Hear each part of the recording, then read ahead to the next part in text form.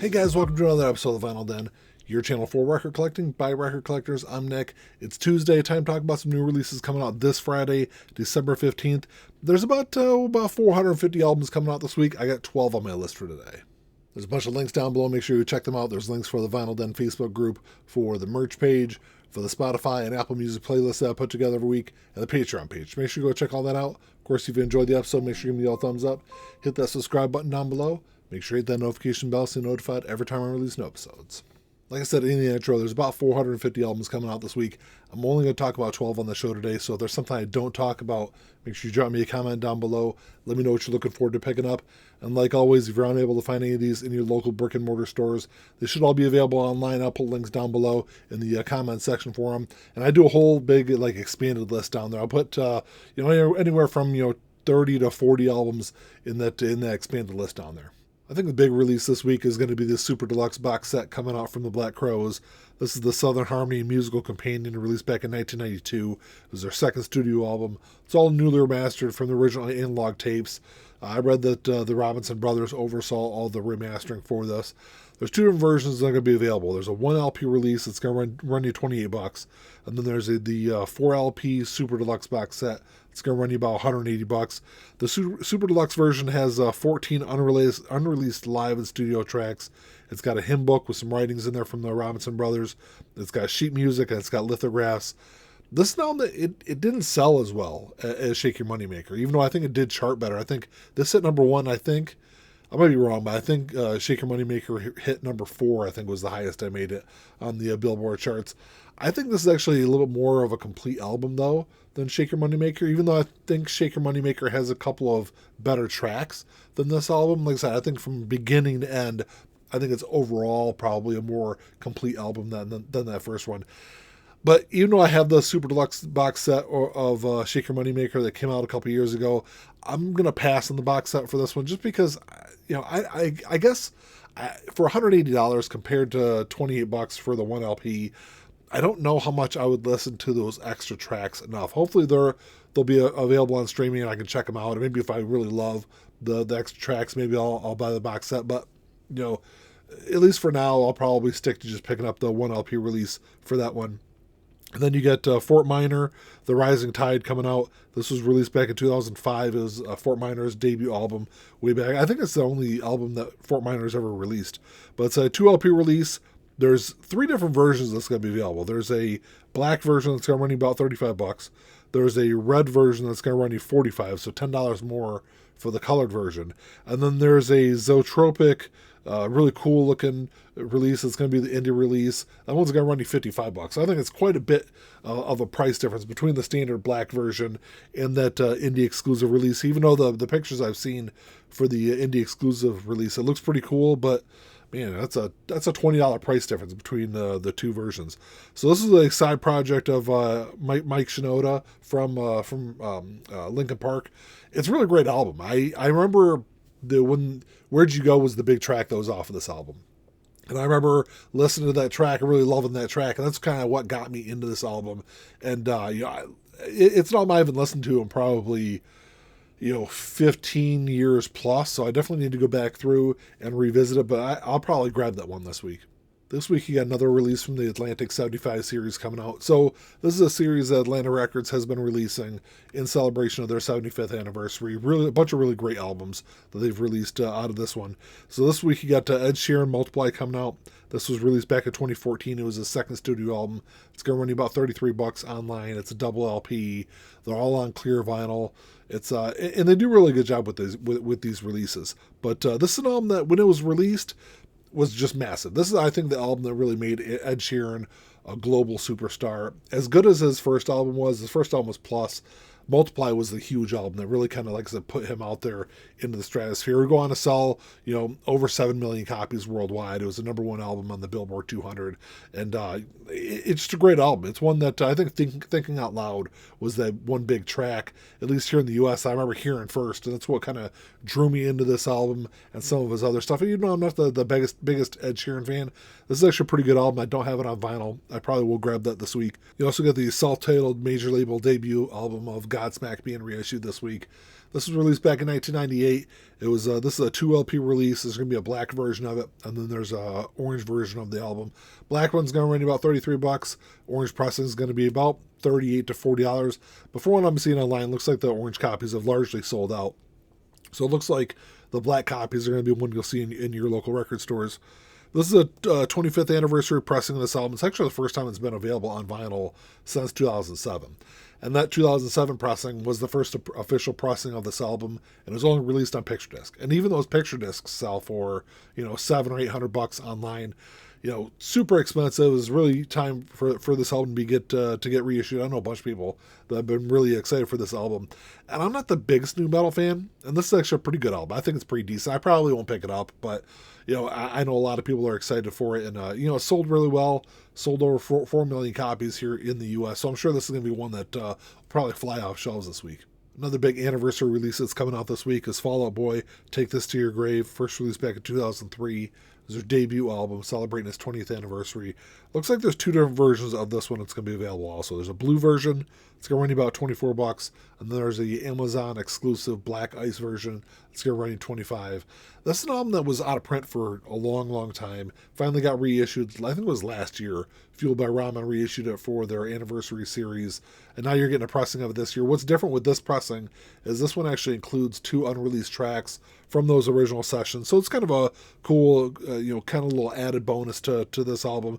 And it, I'm not the biggest Fall Out Boy fan. It's a pretty good album though. This is the one where, Fall Out Boy really gets lumped into the early 2000s pop punk scene, and they really don't belong there. This is the one album where I can kind of see some of the arguments why they're included, but I still wouldn't put them in that category. I've got the copy from the box set that came out several years ago, so I'm sure, unless I get blown away by those 2 unreleased tracks, I probably won't grab a copy of it. You also got Eels, So Good, Essential Eels, Volume 2, 2007 to 2020. The Eels are a really interesting band. They're one that, if all you know is just Beautiful Freak, which I think was 1996 when that album came out, there's so much other great music they've released across their career. Some of their albums are not so fantastic. Other albums are absolutely brilliant, though. And they're one of those bands that I'm probably good with just... I've got Beautiful Freak on vinyl. I'm probably good with just compilations from the band. But this is a 2 LP release. This is the follow-up to their first Volume 1 that came out in 2008.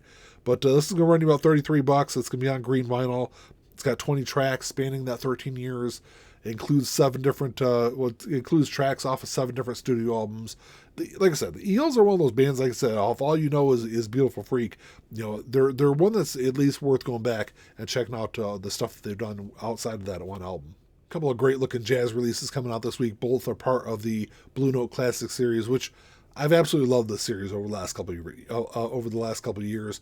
I've discovered so many great jazz albums that, had it not been for Blue Note re-releasing them, I would never have a chance to own them on vinyl. But the first one is Green Street, released back in 1961. It's going to run you about $28 online. This is actually his second album with Blue Note.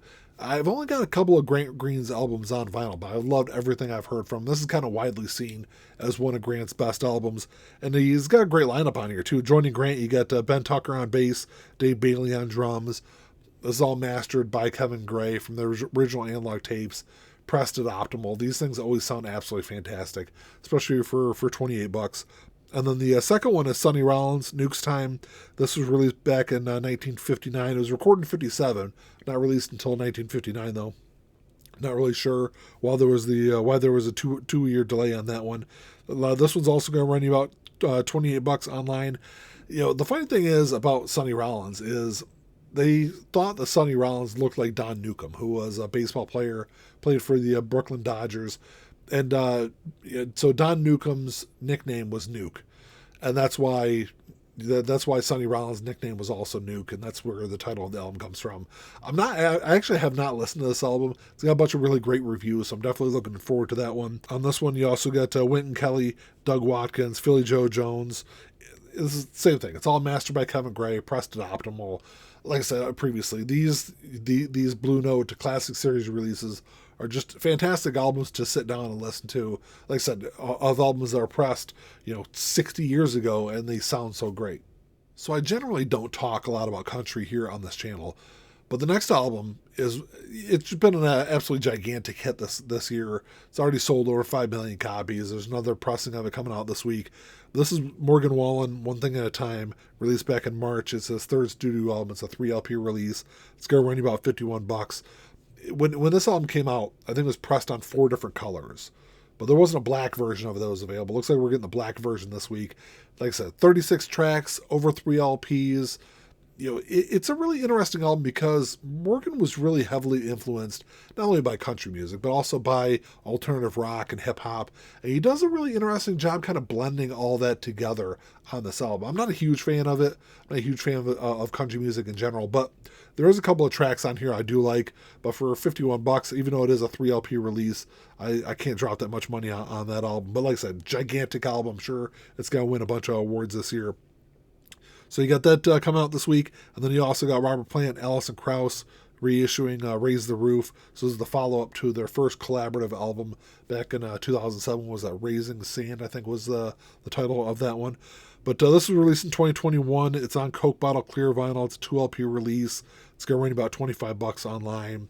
It reached number 7 here on the Billboard charts. I think it was nominated for 3 Grammys. A really good album. I think they really blend well together. I think what Alison Krauss does, her style really blends well with what Robert Plant does best, and I think that's really comes through on really both of those albums that they did. The next album is one that I was initially really interested in because it's right up my alley. But once I saw it was re-recorded, it's one I'll probably wait and stream and check out first before I decide to buy it. But this is Dokken Greatest Hits, released back in 2010. This is all re-recorded stuff from the 80s. It's all the best-known tracks from Dokken.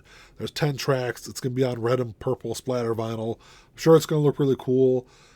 Like I said, it's really kind of right up my alley, though, because for $30, I'm not the biggest fan of Dokken. I probably would be good with just a Greatest Hits compilation, but because it is re-recorded, I'm not the biggest fan of re-recorded music. I know like Taylor Swift does a pretty good job with the stuff she's re-recorded. But for the most part, like, yeah, a song here or there, like off the top of my head, I could think of like Goo Goo Dolls re-recorded a Name for their Greatest Hits compilation. I actually thought they did a pretty good job re-recording that one track. When it comes to entire albums, for the most part, it's a miss for me. It's a hard pass. So, like I said, I'll stream that one and check it out this week. And then the last one on my list is Martin Barre, A Trick of Memory, released back in 1994. It's his debut solo album. It's going to run you about $28 online. It's on Blue Marble vinyl.